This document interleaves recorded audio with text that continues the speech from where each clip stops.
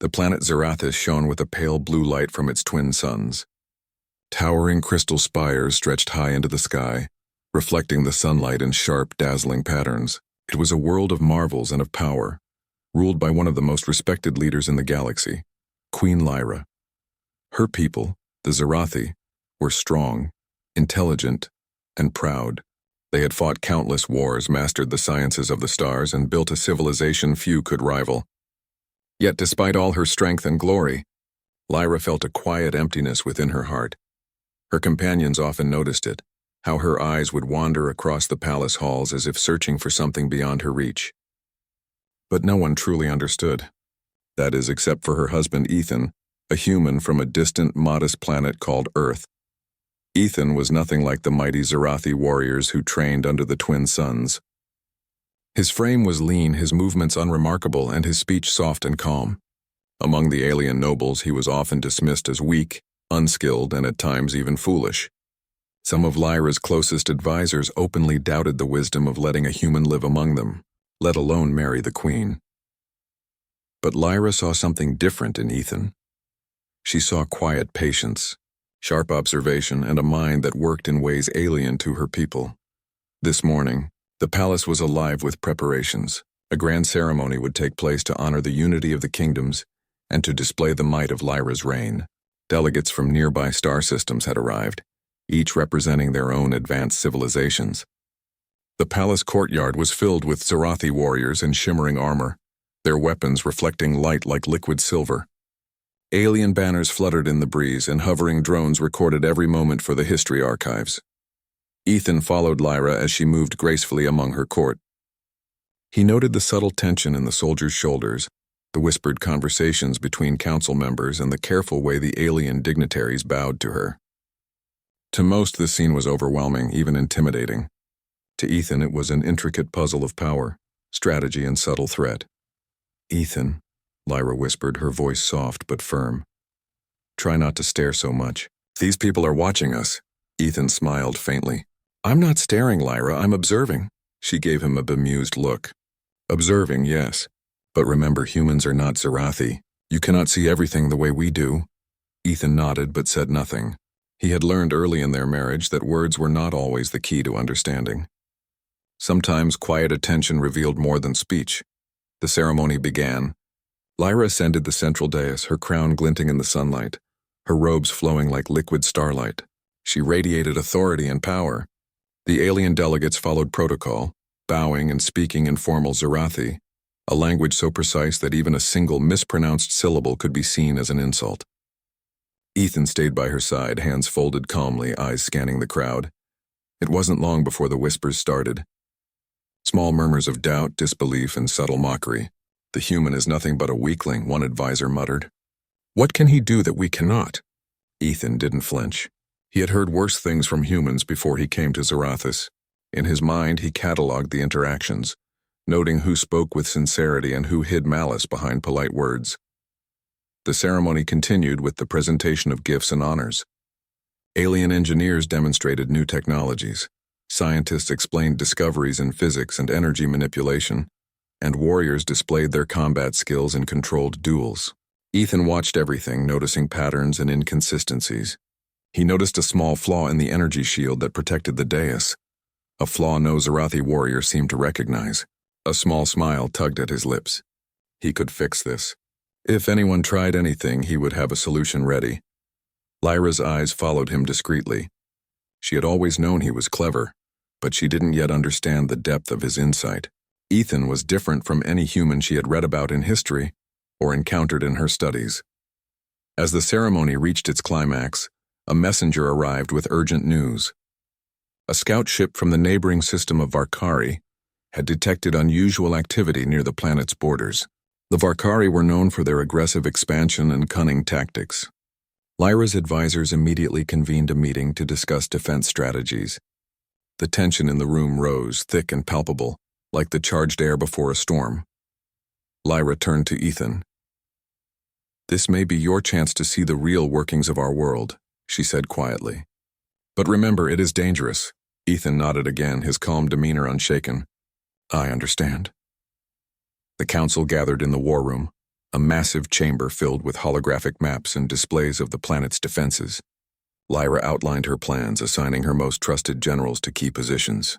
Ethan listened silently, analyzing the layouts, the troop deployments, and the weaknesses in the strategy. "You are quiet," one of the generals commented, a sharp-looking Zarathi named Korath.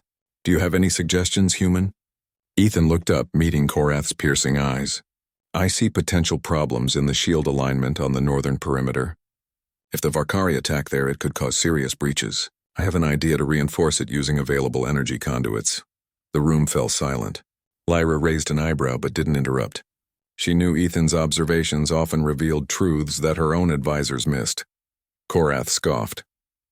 "A human suggests defenses. Do you even understand our technology?" Ethan replied calmly. "I understand it well enough to prevent disaster. I've been studying it since I arrived." Lyra's lips curved into a small, proud smile. She silently thanked him for his attention to detail. While the council doubted him, she had learned to trust him. As night fell over Zarathus, the twin moons casting silver light over the city, Ethan wandered the palace halls. He observed the soldiers preparing for patrols, the engineers checking energy conduits, and the scouts reviewing data on the Varkari movements. Every detail mattered. Every small insight could make a difference. In a quiet corner, Lyra approached him. "You know," she said, her voice soft, "my people have been raised to believe humans are weak. I never doubted you, but even I didn't realize how much you notice." Ethan smiled. "It is not about strength, Lyra. It is about paying attention and acting when it matters. That is true power, no matter the form it takes." Lyra studied him for a long moment, feeling a stir of admiration and surprise. Her human husband, whom everyone underestimated, was quietly preparing for a storm they had yet to face. The part ends with a distant flash in the sky, an unidentified ship moving rapidly toward the planet. Ethan's eyes narrow. He steps forward, ready to face what no one else yet fully understands. Lyra watches him, her heart a mix of pride and awe, unaware that the human she married is about to reveal a power that will stun not only her, but the entire Zarathi Empire. The distant flash in the sky grew brighter, streaking across the twin moon's light like a silver arrow. The Varkari fleet, massive and imposing, was moving faster than any scout had predicted. Alarms blared through the palace and the city bristled with tension. The Zarathi soldiers rushed to their positions, weapons shimmering with energy, while Lyra's advisors scrambled to revise their battle plans. Ethan remained calm. He stood beside Lyra, studying the holographic displays that showed the Varkari ship's approach. His eyes traced their patterns, their formations, and the likely points where they would strike first. To the trained Zarathi, his silence seemed odd. To Lyra, it was normal. She had grown used to the quiet observation that hid a mind always working ahead of time. "The northern perimeter will be the first point of attack," Ethan said softly. His voice was even, but there was an edge of certainty that caught the attention of everyone in the room. "Their ships are smaller, faster there. If we do not reinforce our energy shields and reposition our squads, they could break through before we even respond." Korath, the sharp-looking general who had doubted him before, frowned. "And you think you can improve on the plans we have spent years perfecting?" Ethan didn't hesitate. "Not improve, adapt. You cannot predict every variable, but I can help reduce the risk of a breach." Lyra's eyes shone with quiet approval. She stepped closer to Ethan, her presence both reassuring and protective. "Do what you must," she said. "I trust your judgment." The council muttered, some out of disbelief, others out of annoyance, but the urgency of the situation left no time for debate. The battle was approaching faster than anyone had expected. Ethan moved through the command center, touching holographic panels, rerouting energy flows, and adjusting shield frequencies. His fingers moved with precision, guided by his calm mind and keen observation. Soldiers and engineers worked under his guidance, and slowly, the defenses shifted to a more effective formation. Outside, the first Varkari ships entered the planet's atmosphere. They were dark, jagged, and frighteningly fast. Energy weapons glowed along their hulls as they launched preliminary strikes at the northern perimeter. The Zarathi warriors responded, firing back with laser arrays and plasma cannons, but their formations were scattered.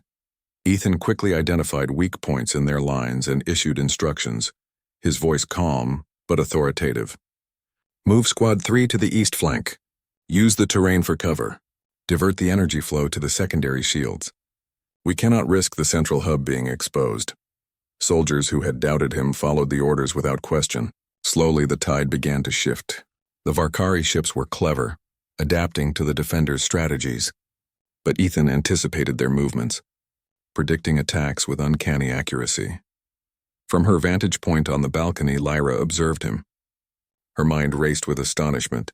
She had known humans were resourceful, but she had never imagined that one could understand alien technology and warfare so quickly.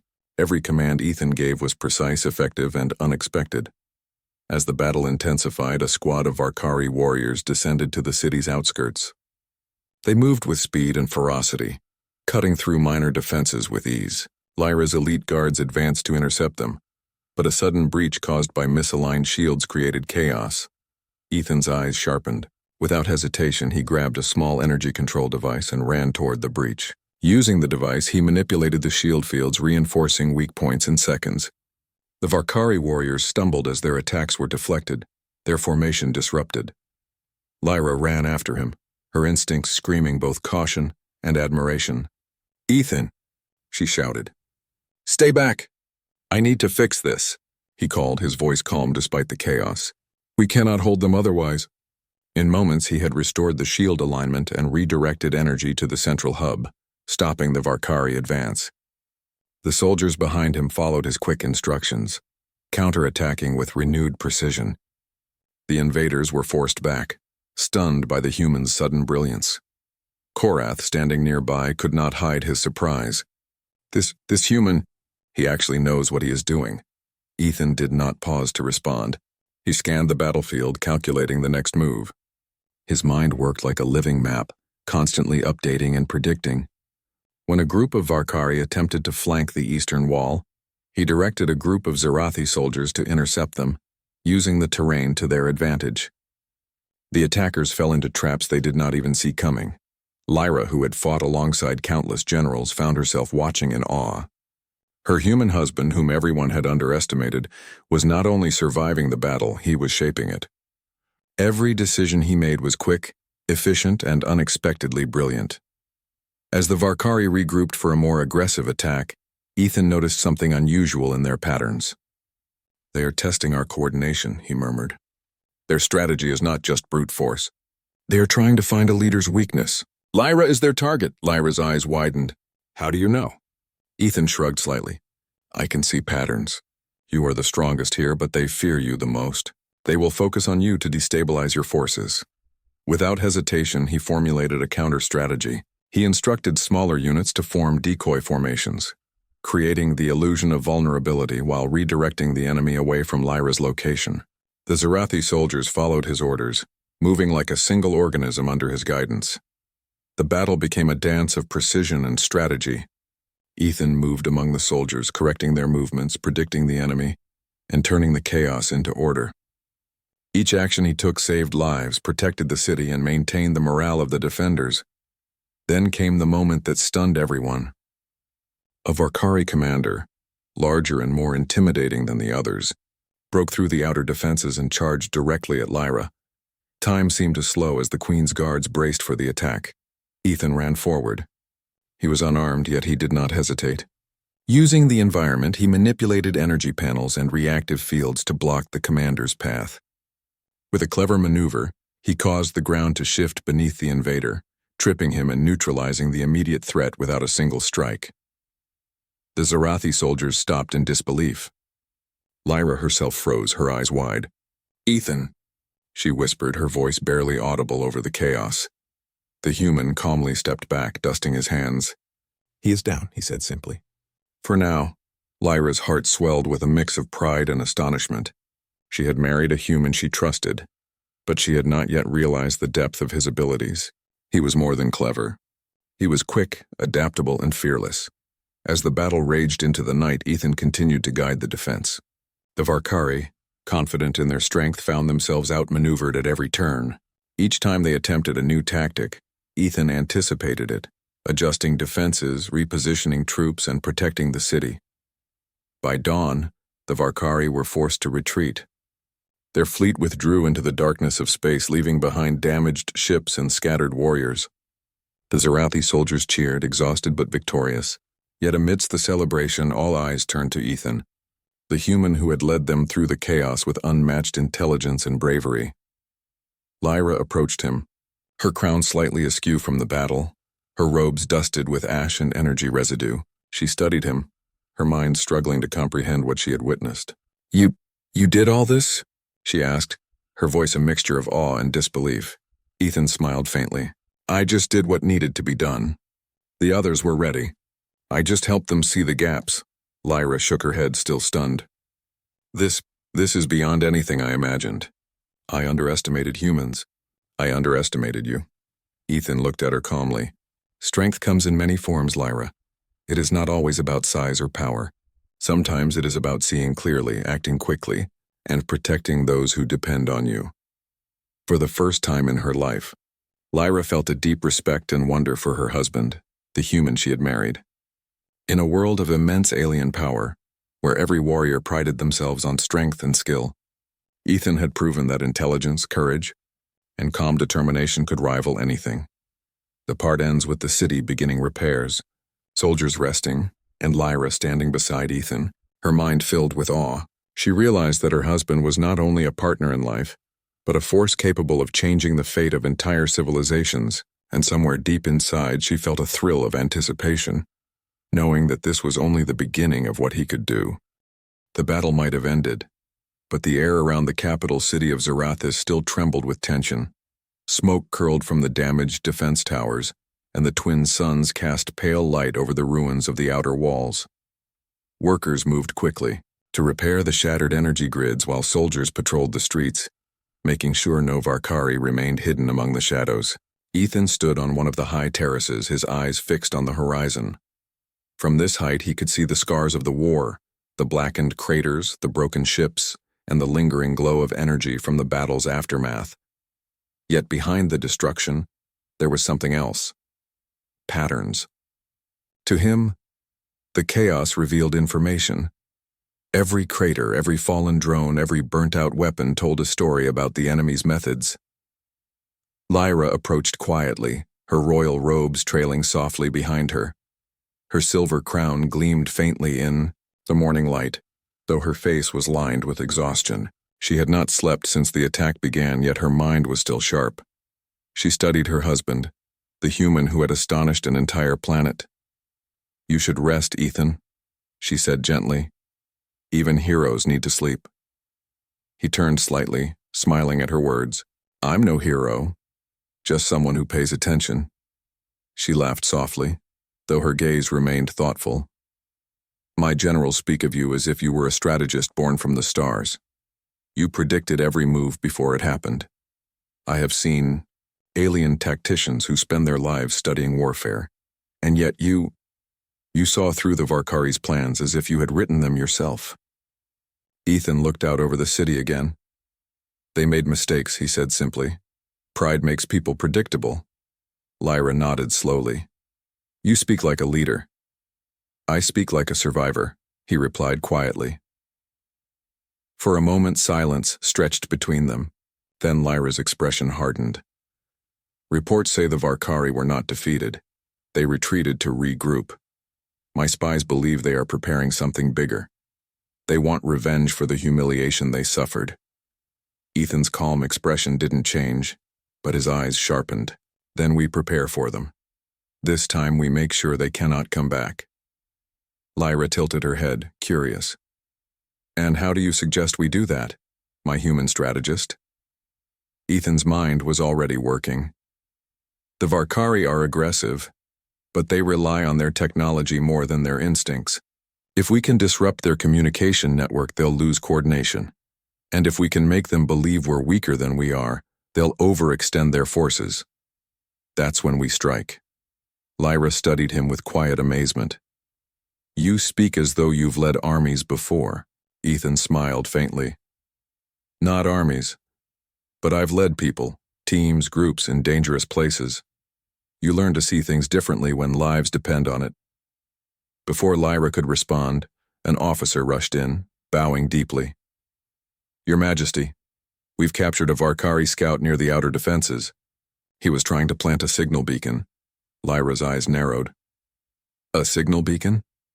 That means they plan to return. Ethan's voice was steady. They're marking coordinates for a full invasion. He turned to Lyra. If we act now, we can use their signal against them. What do you mean? She asked. We let them think their plan is working, Ethan explained. We let them send the beacon, but we change the data. When they arrive, they'll walk into their own trap. Lyra's eyes widened slightly. The idea was daring, something no Zarathi strategist had ever proposed. It's risky, she said. Everything worth doing is, Ethan replied calmly. After a moment of silence, she nodded. Then we'll do it your way. The plan moved into motion. Under Ethan's direction, the engineers modified the captured beacon, inserting false coordinates that would lead the Varkari ships into a hidden valley surrounded by energy cannons and shield traps. Zarathi soldiers worked day and night, preparing for the ambush. While they worked, Ethan spent hours with the defense teams, teaching them new ways to think about strategy. He didn't command with pride or fear. He explained patiently, asking questions, guiding them to see beyond traditional methods. Even the most skeptical warriors began to listen. They saw how his mind connected ideas that seemed impossible to link. Lyra often watched from afar, amazed at how easily he earned respect. Her people, who once looked down on him, now looked to him for guidance. You've done something no one else has, she said one evening as they stood together over the war table. You've made my people trust a human. Ethan smiled softly. Trust isn't about what you are. It's about what you prove. Before she could answer, alarms blared again. The enemy had returned. The night sky filled with light as the Varkari fleet emerged from hyperspace. Dozens of ships larger than before blotted out the stars. The ground trembled as their engines roared through the atmosphere. But this time, Zarathis was ready. Lyra stood at the command balcony, her armor shining under the moonlight. Ethan stood beside her, calm as ever, a small holographic device in his hand. They took the bait, he said quietly. They're entering the valley. Lyra's generals watched in disbelief as the enemy fleet followed the false coordinates directly into the ambush zone. Now, Ethan said. Lyra gave the signal.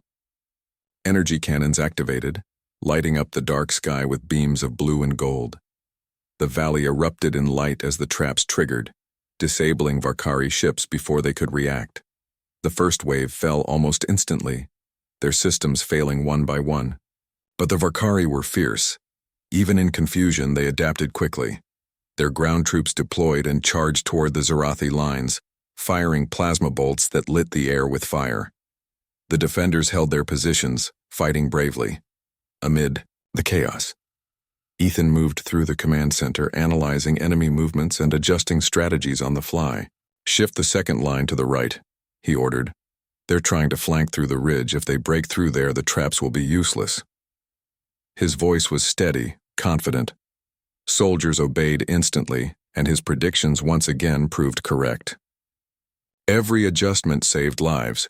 Every quick decision turned the tide further in their favor. Lyra fought at the front lines, leading her warriors with unmatched skill. Yet even as she struck down enemies, her thoughts returned to the human guiding their entire defense. She could feel it, his mind sharp and focused, reaching across the battlefield like a network of light. Suddenly, one of the larger Varkari ships broke free from the trap. Its energy core burned brightly as it aimed its cannons directly at the capital. The blast could destroy the entire city. Ethan, Lyra called urgently. They're targeting the palace. Ethan's eyes darted across the holographic map. His hands flew over the control console. If I reroute the defense grid, I can reflect their blast back at them. It's impossible, shouted one of the engineers. Only if you think it is, Ethan replied, voice calm but intense. He adjusted the energy frequency, realigning the planetary shields in a way no Zarathi had ever attempted. The system hummed dangerously, the lights flickering. The next instant, the enemy ship fired. A blinding beam of energy struck the shield and bounced back. The explosion was massive, lighting up the night like a second sunrise. The Varkari flagship shattered into pieces, the shockwave shaking the very mountains. The soldiers cheered. Lyra turned, her expression one of pure astonishment. "You did it," she whispered. Ethan exhaled slowly. "We did it," he corrected. "You and your people made it possible." The remaining Varkari ships panicked, retreating back into space. Within minutes, the skies cleared. Silence returned, heavy, almost unreal. The war was over.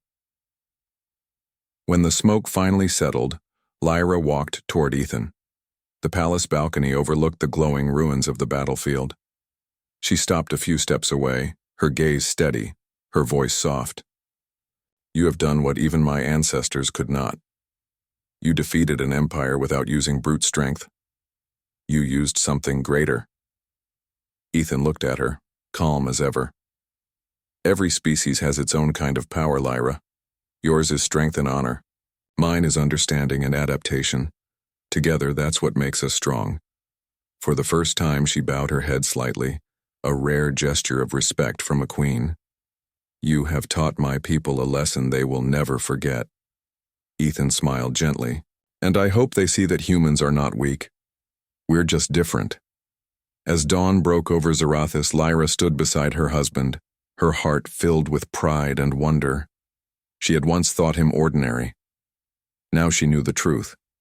His power wasn't in his body but in his mind, his courage and his will to protect. She whispered softly, almost to herself. "When my human husband showed his real power, I was stunned."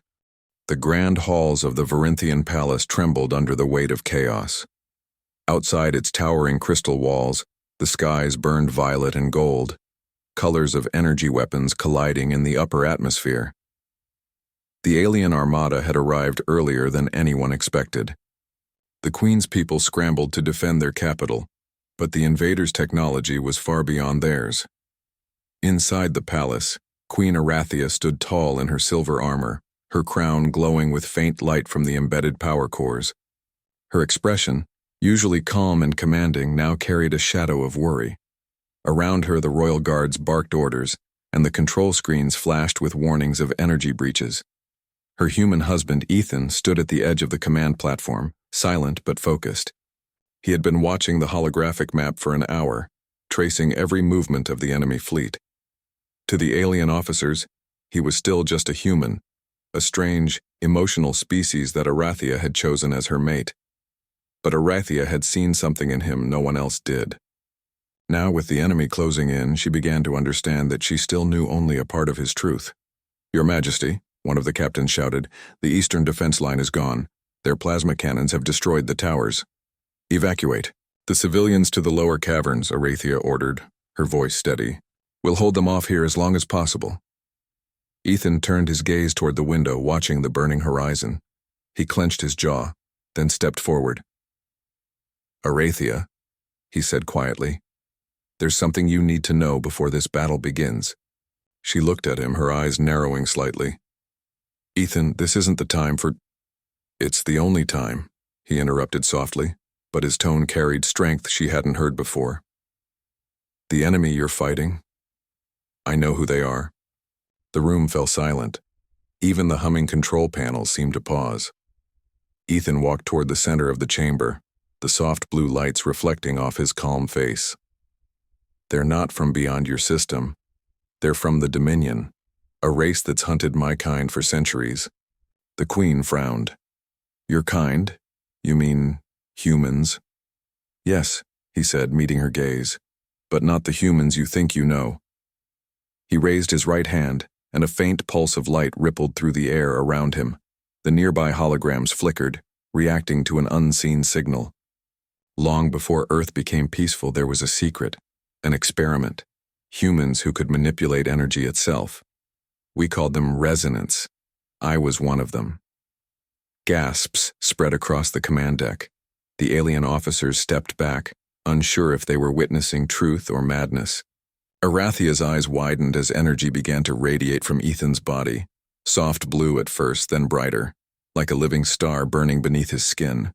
The air hummed with vibration, and the metal floor beneath him glowed faintly. "Ethan," she whispered, taking an uncertain step forward. He smiled faintly. "You asked me once how I survived the war that killed my people. This is how. I wasn't supposed to use it again. But if I don't, they'll destroy everything, including you." Before Arathia could answer, a powerful explosion shook the palace. The force threw several guards to the floor, and fragments of crystal rained from the ceiling. Through the broken window, massive enemy warships descended, firing plasma bolts into the city below. Ethan turned toward the chaos, his eyes glowing like molten light. "Stay back," he said quietly. He stepped out through the shattered glass, walking into open air as though gravity no longer bound him. The Queen ran to the edge in disbelief. He was floating, surrounded by an aura of blue-white energy. The alien soldiers in the streets below stopped to stare. Their enemies did too. The human hovered above the battlefield, raising both hands. Then, with a thunderous crack, the sky itself responded. Bolts of light surged outward from his body, forming a vast web of energy that struck the invading ships. The first explosion tore through the enemy's flagship. The second disintegrated an entire squadron. The resonance spread like a shockwave, disrupting their shields and disabling their engines. The Queen watched in awe as Ethan moved like a storm given form. His every motion bent the sky. He didn't use weapons. He was the weapon. Minutes felt like hours as the alien invaders began to retreat, their formations collapsing under the impossible power of one human. Finally, when the last of their ships vanished into the distant void, Ethan descended slowly to the palace courtyard. His glow faded, and he landed gently among the shattered stones. His knees buckled for a moment, using that much energy clearly took its toll. Arathia rushed to him, catching him before he fell. "Ethan, you shouldn't have done that. Your body—" He smiled faintly, his breathing shallow but steady. "You're safe. That's what matters." The Queen looked at him, her silver eyes shimmering with emotion. You've been hiding this all along?" He nodded weakly. "I didn't want to be seen as a weapon again. I just wanted to live a quiet life with you." For the first time, Arathia's composure broke. She knelt beside him, holding his hand as the winds from the ruined city swirled around them. "You're not a weapon," she said softly. "You're the reason my people still have a home." The alien guards bowed their heads as they surrounded the couple. Word spread through the capital, how the Queen's human husband had single-handedly saved their world. The story would become legend before the next dawn. As the night fell, the city began to rebuild. Arathia sat beside Ethan in the royal chambers, where he rested quietly. He was weak but smiling, watching the stars through the open balcony. "You know," he murmured, "when I first met you, I never thought I'd see this world from above your palace. I was just a traveler fixing broken things." She smiled gently, brushing his hair from his face. "And now you've fixed my entire world." He laughed softly. "Guess I did." Outside, the first light of morning painted the horizon silver and blue, the same colors that had once radiated from him. The Queen took his hand again, whispering, "You're not just my husband, Ethan. You're my miracle." He squeezed her hand lightly, his voice calm and full of peace. Then maybe this time, humanity finally gave something beautiful to the stars. And as dawn rose over the recovering city, the legend of the human resonant spread across the galaxy, the man whose heart saved a world, and whose love made even an alien queen believe in humanity's light once more.